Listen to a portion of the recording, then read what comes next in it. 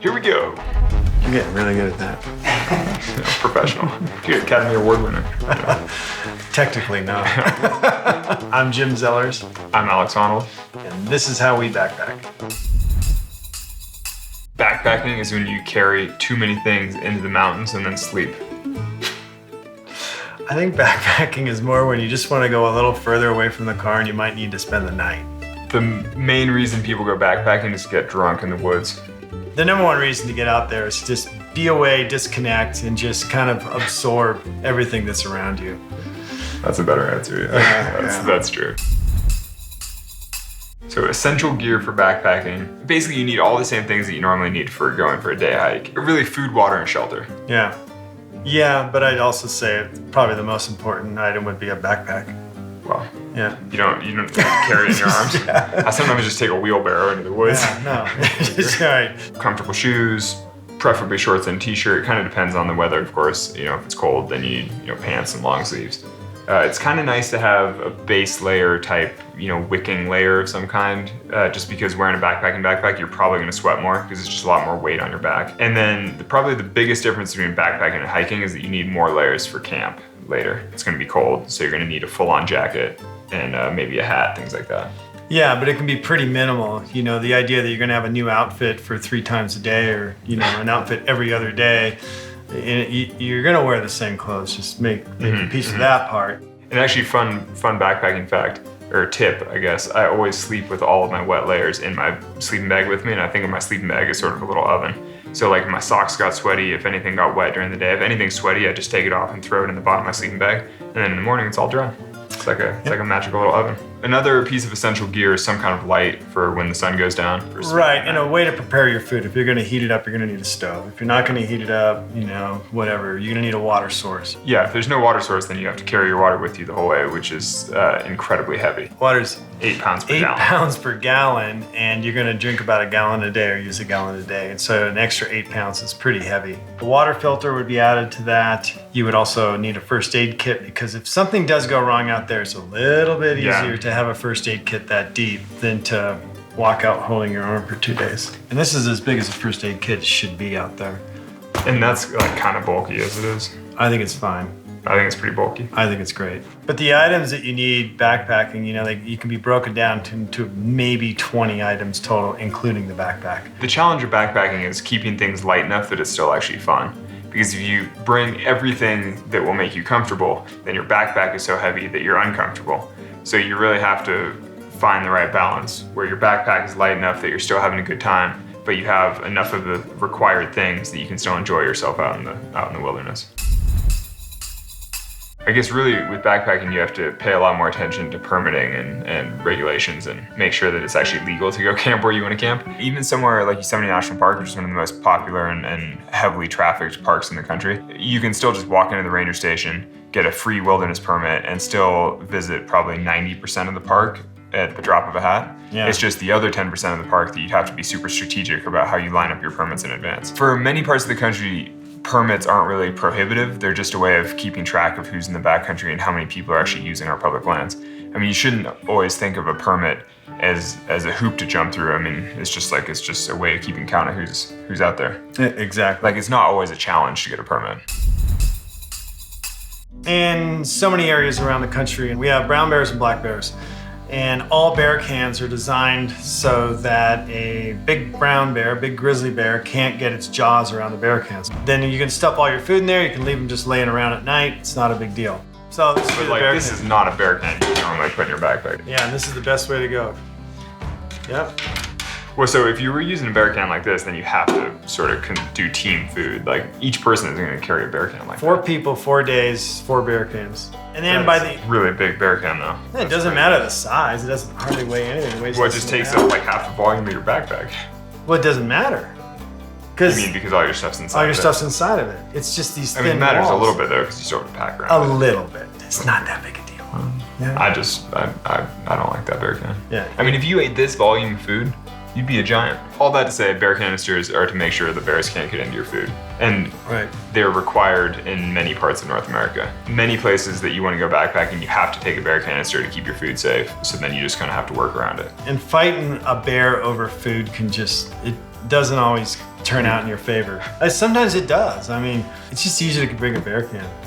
Yeah. I've never fought a bear can. Oh God, what a pain in the ass. Well, he normally goes in the bear can. That's why it's so big. I go in your bear can. It's got a false bottom. There's like an extra compartment at the bottom for the poop. Yeah, go to a place that you can dig 8 inches at least deep, and it's always a good idea to bring a trowel. It's pretty easy if you're in a group to have one trowel. Your spoon is thick enough that you could probably dig 8 inches with it. And understand that just pooping and throwing a rock over it doesn't count, because coyotes and bear and cats and everything love to eat all the leftovers you left in your poop. I think of it as trying to minimize the environmental impact. So you're trying to leave no waste and make sure that you're not disrupting the local ecosystem. And then you're also trying to minimize the human impact, which is like not ruining somebody's nature experience by leaving a big poop in the trail. A lot of people don't sleep well backpacking. Number one reason is people pitch their tent on something that's not level. All right, and their roots sticking into your back. Yeah, and I often think like, hey, is your bed at home at a weird angle? And no, usually their beds at home are flat. And I'm like, you should sleep like you do at home. The coolest thing about backpacking is you're gonna leave your home and go to a dream home in the mountains that you're carrying. And that's why it's so fun to make your little space in the woods that you're gonna walk away from later and nobody will know that you're there. But while you're there, make it your spot. The other thing you have at home that people always forget backpacking is a pillow. So what we do is we usually bring a puffy down, and then it stuffs into, some sleep sort bag of stuff sack. sleep bag stuff sack, a t-shirt, something that you can do with it where it doesn't come out the sides. The simplest form of water treatment is to boil your water. And that's kind of the old school, what you think of as boiling your water over a stove. And the reason that you don't do the boiling the water is because it costs more to carry the gas in weight. Water filtration or water treatment is kind of a broad and varied subject. I mean, you can use UV treatment, you can use iodine tablets, you can use pumps, you can use other like built-in filters now. It's like you kind of have to choose your own system, and different systems are better suited to different types of environments. And then there's some environments where you don't have to treat water, where you just know that the water is safe. But that's mostly abroad, like in places like Patagonia, where any stream you walk by is coming straight out of a glacier and you can just drink from it. I think in general, if you're learning how to backpack, you should treat all your water. A couple of things on personal items. First of all, I do see people bring rolls of toilet paper. Just bad idea. Bad idea. Roll it off the roll into a folded up deal, throw it in a little bag, call that good. When it comes to wine, which I drink wine, you get box wine, okay? And here's something that's really interesting about box wine. If you're on a longer trip and you run out of wine, all right, now that wine bag serves as a pillow. So you can just blow it up, just pull the thing, blow it up, and now it's a perfectly good pillow. And so if you can, power out all your wine, then you're gonna sleep more comfortably with a nice pillow. Yeah. But flip-flops would be the one huge thing. You get to camp, flip-flops aren't that big a deal. Yeah, it's nice. Especially if you're hiking far, because foot care is important. Like making sure you don't get blisters, making sure your feet dry out, making sure that they stay clean. And I think flip-flops are kind of a good way to make sure that you get a little air and you can dry things and make sure that you're not like getting all fungal and blistery. To have a good time on your first backpacking trip, I think the key is probably choosing the right objective. Like finding a good length trip with the appropriate amount of physical challenge, with a nice destination, and to make sure that you can actually have an enjoyable camp situation. You basically don't want to get totally crushed the first time you go backpacking. Bring good food, make yourself comfortable sleeping, and allow yourself enough time. Check out, unplug, and spend some time listening to the birds. Right on cue. You trained that guy, right?